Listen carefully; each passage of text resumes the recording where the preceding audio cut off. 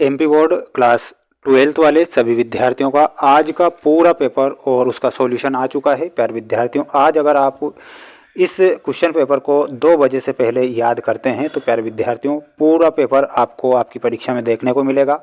101% my dear friends, ये जो question paper मैं बता रहा हूँ इसे आप सभी बच्चों को रट लेना है, क्योंकि पूरा का पूरा पेपर आ चुका है और मैं आपको इसका सॉल्यूशन बताऊँगा। ध्यान से इन प्रश्नों को देखना है और अच्छे से याद कर लेना है, क्योंकि यही वो प्रश्न हैं जो परीक्षा में आएंगे।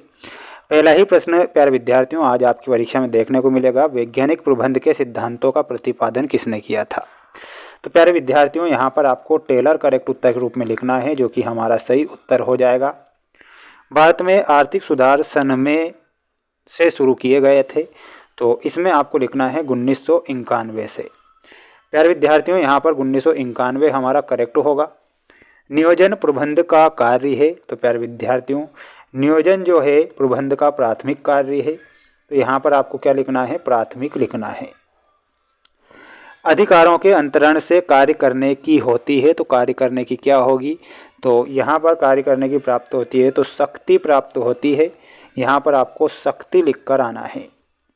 नेतृत्व का एक भाग है, तो नेतृत्व प्यारे विद्यार्थियों ये एक निर्देशन का भाग होता है, तो यहाँ पर आपको निर्देशन सही उत्तर के रूप में लिखना है सभी छात्रों को। चैनल पर नए हैं तो प्यारे विद्यार्थियों चैनल को आप ज़रूर सब्सक्राइब करिएगा, क्योंकि मेरे द्वारा आपके लिए अगर मेहनत की जा रही है तो आप सभी बच्चे इस चैनल को सब्सक्राइब करेंगे, जिससे कि आप आपका रिजल्ट भी यहाँ से देख सकें। दूसरा प्रश्न आएगा आज, नियोजन एक बौद्धिक प्रक्रिया है, तो ये बिल्कुल आपका सत्य हो जाएगा। विकेंद्रीकरण में अधीनस्थों द्वारा निर्णय लिए जाते हैं, तो यह भी आपका सत्य है। संप्रेषण सदैव लिखित में होता है, यह सत्य बताना है।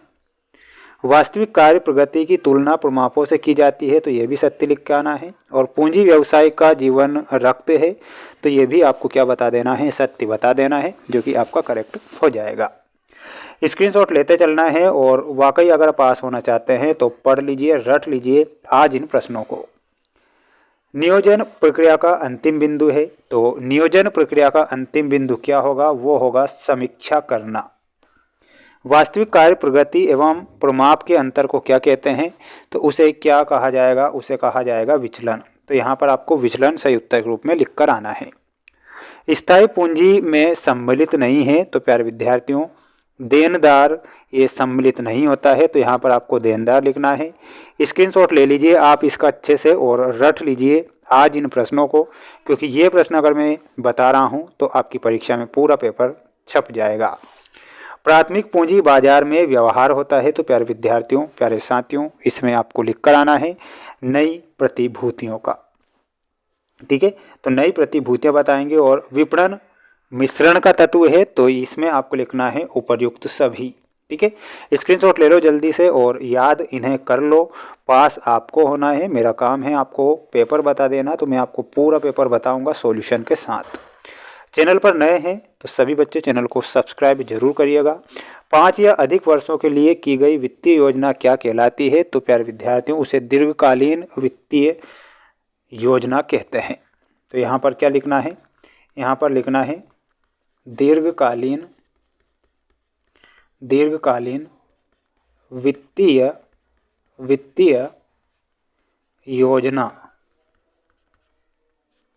किसी उपक्रम की सुदृढ़ स्थिति का मापदंड क्या होता है, तो प्यारे विद्यार्थियों उसका क्या होगा, इसमें आपका सही उत्तर क्या हो जाएगा, तो यहाँ पर आपको लिखना है प्यारे विद्यार्थियों लाभ। किस बाजार में दीर्घकालीन प्रतिभूतियों से व्यवहार होता है, तो इसमें आपको लिखना है पूंजी बाजार। देखिएगा पूंजी बाजार हमारा सही होगा। मुद्रा बाजार नियंत्रण किस संस्था द्वारा किया जाता है, तो प्यारे विद्यार्थियों वो किया जाता है केंद्रीय बैंक के द्वारा। किसके द्वारा किया जाता है, केंद्रीय बैंक। बट्टा देना विपणन की कौन सी क्रिया में सम्मिलित है, तो ये विक्रय संवर्धन में सम्मिलित है, तो यहाँ पर लिखना है विक्रय संवर्धन। ठीक है, स्क्रीनशॉट ले लो आप इसका और अच्छे से पढ़ लो, याद कर लो और एग्ज़ाम में लिख कर आइएगा, अच्छे से देख लीजिएगा। और सभी बच्चे बजट में हमारा पूर्वानुमान सही उत्तर हो जाएगा ऑप्शन नंबर सी। नियुक्तिकरण में आपको मिलाना है वृक्षक प्रबंधकीय कार्य। साक्षात्कार में आपका सही उत्तर हो जाएगा मौखिक जांच। पदोन्नति में आंतरिक स्रोत से मिलाना है और मानव संसाधन में विस्तृत क्षेत्र से आपको मिलाना है। ये आपकी जोड़ी हो चुकी है। मेरे द्वारा जो प्रश्न पत्र बताए जा रहे हैं ये सारे के सारे प्रश्न पत्र जितने भी चैनल पर मैंने डाले हैं वो मोस्ट हैं, इसलिए उन प्रश्नों को ज़रूर पढ़िएगा और महत्वपूर्ण प्रश्न हैं ये जो आपको जल्दी ही बताए जाएंगे, इसलिए चैनल को सभी छात्र सब्सक्राइब करेंगे। मिलते हैं नेक्स्ट वीडियो में। जय हिंद।